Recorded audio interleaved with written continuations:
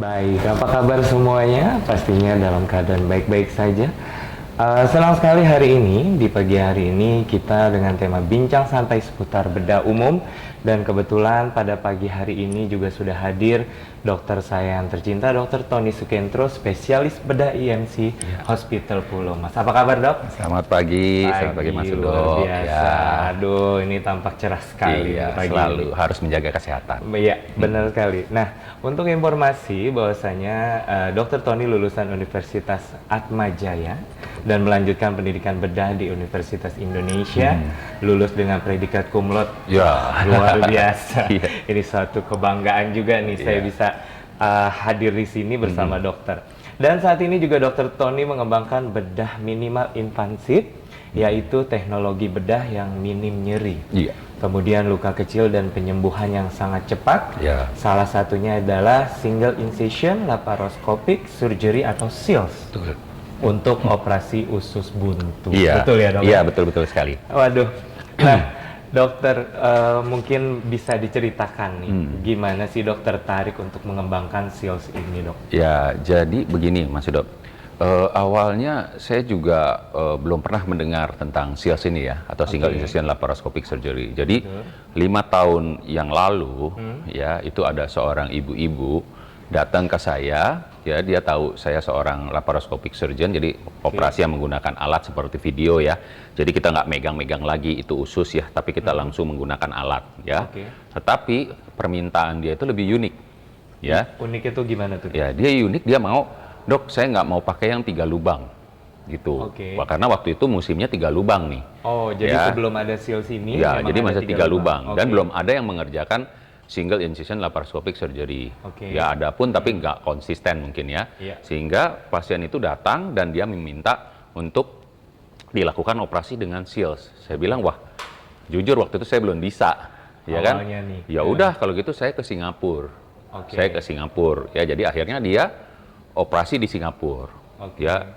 Lalu dia balik lagi ke saya untuk kontrol. Katanya suruh kontrol di Jakarta saja. Akhirnya dia kontrol lagi ke saya lihat lukanya, wow amazing. Karena cuma dari pusar. Oh, jadi dilakukannya dari pusar? Dari Dok? pusar semua. Jadi nggak harus yang di nggak ada benda lain yang menusuk di luar-luar lagi, ya.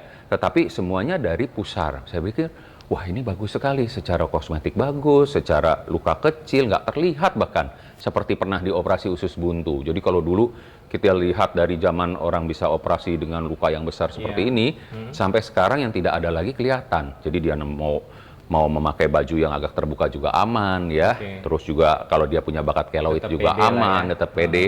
Nah, dengan itu saya jadi terpacu, kok di Singapura bisa, di Indonesia nggak bisa. Betul. Berarti saya harus cari jalan. Ya. Akhirnya saya cari-cari, di Indonesia belum ada gurunya. Belum bisa untuk melakukan itu. Terpaksa akhirnya saya belajar di Singapura dengan satu dokter dari India. Tapi beliau juga belum punya alatnya. Bingung kan ya untuk awal untuk operasi itu. Akhirnya dia mengajari saya untuk melakukan operasi dengan alat yang sederhana. Dari gloves, sarung tangan, lalu dari kawat itu saya buat sendiri. Saya buat semua. Iya, saya buat sendiri alatnya. Untuk SILS sendiri? Untuk SILS, saking niatnya itu ya. Jadi saya buat sendiri, saya ciptakan sendiri alat itu dari besi-besi ya. Saya desain sendiri lah. Akhirnya saya pergi, saya cari-cari di mana. Berhasil saya buat alatnya. Ya. Lalu saya mulai operasi. Ternyata tidak semudah itu. Alatnya itu iya karena gitu ya, karena kalau itu bahasa sekarang. betul karena itu alat yang sangat sederhana ya dan buatan sendiri. Akibatnya alat itu sering bocor-bocor. Kadang kita operasi sebentar bocor. Sebentar ini kita bocor ya. Akhirnya saya perbaiki terus nih. Waktu itu operasi saya lama loh Mas Udo. 2 jam. 2 jam. Bayangin untuk usus buntu yang simpel aja saya operasi cuma 2 jam. Jadi tapi itu kita niat karena susah ya, bentrok-bentrok karena operasinya tuh lucu. Ya tangannya seperti tangan unyil. Jadi cuma gerakin gini-gini. Iya, hanya seperti itu. Kita terbatas. Jadi trokar kita nggak bisa membentuk angle, tidak ada sudutnya, tapi cuma lurus saja seperti tangan unyil ini. Jadi saya belajar manual sendiri, otodidak, hanya mendapat panduan dari dokter dari India ya. Nah, lalu saya belajar terus, wah susah sekali nih, hampir putus asa sih Mas Udo. Kayaknya udahlah, nggak usah operasi yang beginian lah, gitu loh. Nggak perlu lah kayak gini lah, kita operasi yang biasa aja, laparoscopik biasa. Hampir saya putus asa, akhirnya ada terang terbuka. Ya. Di saat titik. Iya, udah terakhir titik itulah ya. titik terakhir saya tuh. Titik terakhir. Karena operasinya susah. Saya kalau ketemu lagi, aduh, permintaan untuk operasi satu lubang pasti 2 jam lagi nih gitu. Makin Iya, lama mungkin akan makin cepat. Akhirnya saya bisa menyelesaikan dengan alat itu 1 jam, Mas. 1 jam. 1 jam. Dengan 1 But jam. it's still a long way dan masih a long time to finish the operation dan juga sangat sulit gitu. Akhirnya terbuka nih, ada seorang teman dari Korea. Di Korea sudah ada alatnya. Hah? Saya pikir mana ada alatnya. Akhirnya dikasih lihat gambar, oke, kamu saya ajak ke Korea. Akhirnya saya belajar ke Korea. Belajar lagi ke Korea nih. Jadi belajar tuh bukan cuma harus lokal ya, jadi harus kita semua. Betul. Kita ke Korea akhirnya. Ternyata di sana sudah musim, Mas, sudah. Oh. Jadi saya belajar Jadi di satu justru rumah di Korea sakit ini. sama guru the best ya. Dia bisa operasi itu 11 sampai 12 operasi sehari dengan only seals, dengan port yang dia bikin. Oke. Dari plastik dari satu Jarak PT. waktunya tuh berapa lama untuk per operasi itu, Dok? Dia operasi usus buntu hanya 15 menit. 15 menit. 15 menit. Dan operasi kandung empedu itu hanya kurang lebih 20 sampai 30 menit. Amazing. Amazing kan, dan saya lihat sendiri. Kalau dia bisa, kenapa saya enggak? Betul. Gitu kan? Nah. Akhirnya saya di-train dengan menggunakan alat itu. Saya bawa dengan sertifikasi saya dari Korea. Saya belajar dengan menggunakan alat itu. Ternyata much better istilahnya dari saya naik kendaraan yang biasa, akhirnya dikasih kendaraan yang sangat mewah. Betul. Gitu kan. Wah, itu makin enak kan saya melakukan Jadi operasi dapat kan. VVIP-nya. Iya, VVIP-nya. Gitu ya. Saya coba pertama memang turun jadi 45 menit. Oke. Lama-lama turun saya bisa seperti guru saya 15 menit untuk melakukan operasi usus buntu yang simple. Nah, hebat itu. Jadi perjuangannya cukup panjang gitu, Mas. Cukup panjang, cukup melelahkan lah. Oke. Nah, semenjak saya menemukan alat itu sampai hari ini itu sudah tidak pernah lagi saya menggunakan yang laparoskopi 3 lubang. Dengan yang si unyil itu udah nggak lagi nih Enggak, juga saya sekarang pakai yang si unyil ini. Oh, tetap ya, masih saya yang jadi si pakai unyil gerakan ini, si tapi unyil lebih- nih. lebih Kalau modern, alat lebih canggih lagi. Iya, Oke. karena dengan alat itu ya saya sudah merasa nyaman. Memang kalau ahli bedah laparoskopik kalau dia memutuskan untuk jadi dari 3 lubang menjadi 1 lubang itu butuh training lagi. Jadi nggak bisa langsung pindah gitu ya, langsung bisa gitu. Nggak, karena posisi kita kerjanya berbeda. Kalau yang dengan 3 lubang itu dia punya angle seperti kita makan pakai garpu sendok ini ya. Iya. Nah kalau kita operasi menggunakan 1 lubang itu seperti kita pakai garpu saja, seperti pakai sumpit saja. Oh, Ya, jadi cuma satu aja, mundur maju aja. ini aja. Ya nggak bisa kiri kanan. Oke. Nah ini yang butuh adaptasi ya. Mungkin saya melatih juga dokter-dokter di IMC ya, junior saya itu nggak butuh waktu yang lama, kurang lebih ya 3-4 operasi itu udah mahir kok. Sekarang dokter-dokter di IMC sudah oke semua untuk bisa melakukan operasi dengan menggunakan seals ini. Jadi memang seals ini dengan teknik operasi lainnya itu memang sudah berbeda ya, Dok ya. Berbeda. Maksudnya lebih cepat dengan menggunakan seals ini dibandingkan dengan operasi yang sebelumnya gitu ya. Ya, kalau sebenarnya untuk orang yang sudah mahir menggunakan laparoskopi, operasi usus buntu itu hanya sekitar 15 menit. Oke. Baik dengan yang 3 lubang ataupun dengan yang 1 lubang, ya. Oke. Cuma kalau dia belum pernah menggunakan 1 lubang, mungkin itu akan kerepotan, akan cukup lama karena alat-alat bentrok semua waktu masuk ke dalam sana. Bentrok semua. Jadi mungkin ahli bedahnya akan merasa susah banget sih gitu. Kenapa kok nyari susah gitu? Padahal ini hanya transformasi. Begitu menguasai, dia akan lebih nyaman dan tidak akan mau pindah lagi. Itu kalau beberapa dari yang saya latih, mereka sudah nyaman. Ternyata nyaman juga pakai ini, ngapain gitu? Kita harus pakai yang 3 lubang, kalau harus balik lagi. Akhirnya semuanya dengan kalau zaman old itu. Iya, kalau tidak ada kesulitan, ya kita hanya 1 lubang cukup. Kira-kira seperti itu, Mas Udo. Itu. Nah, untuk seals ini sendiri nih, Dok, kira-kira berapa banyak sih kasus yang dokter sudah lakukan dengan teknik seals seperti ini, Dok? Sampai hari ini kurang lebih sudah hampir 250 kasus. 250 kasus dengan seals. Memang agak sulit mencari pasiennya karena kan laparoskopi termasuk biaya yang tidak ditanggung oleh BPJS. Ya, jadi hanya insurance atau pembiayaan pribadi sehingga pasiennya cukup limited ya. Cukup limited. Apalagi kalau diterima BPJS mungkin bisa banyak sekali. Amin. Ya, bisa banyak sekali ya. Jadi semoga ya, Dok ya. kasus saya hanya 250 mungkin. 250 ya. Tapi mungkin kalau di Indonesia lumayan lah ya. Mungkin terbanyak di Indonesia, tapi Kalau untuk di dunia mungkin saya kalah, apalagi sama guru saya yang operasinya di Korea 11 tadi ya. sehari gitu ya. Nggak mungkin saya kekejar gitu loh, ya kan. Nah, jadi takes time karena laparoskopi ini atau single incision laparoscopic surgery ini masih barang mewah untuk suatu operasi. Di daerah-daerah juga belum banyak yang melakukan gitu. Jadi mudah-mudahan KMC makin banyak nanti rumah sakitnya di mana-mana bisa kita melakukan operasi laparoscopic surgery dengan menggunakan single incision. Oke, amin. Nah, kira-kira nih dok ya, ada gak sih pengalaman yang menarik pada saat dokter nih melakukan operasi SILS ini? Ya, jadi ini salah satu motivasi saya ya, tetap bertahan di SILS. Ya, jadi ada pembuktian. Mungkin orang yang belum melakukan belum punya pembuktian ya. Jadi saat itu ada seorang atlet pencak silat, ya, dia ingin tanding 1 minggu lagi dan terkena usus buntu. Jadi hasil training dia 2 tahun itu akan hancur dong. Betul. Akan hancur kalau dia sia-sia ya. Jadi dia browsing saya dari YouTube atau dari Instagram, akhirnya ketemu dan datang ke saya dan menantang saya, men-challenge. Dokter bisa selesaikan ini nggak dalam 1 minggu? Dan dia harus ikut pertandingan. Wah, akhirnya saya merasa terpanggil juga ya. Karena ini 2 tahun ini orang udah latihan. Sayang sekali ya untuk usus buntu ini jadi gagal sebagai seorang atlet. Akhirnya saya operasi. Hari ketiga itu dia sudah pulang. Hari kelima itu udah masuk TC lagi. Ya, tapi masih hanya sparring partner saja.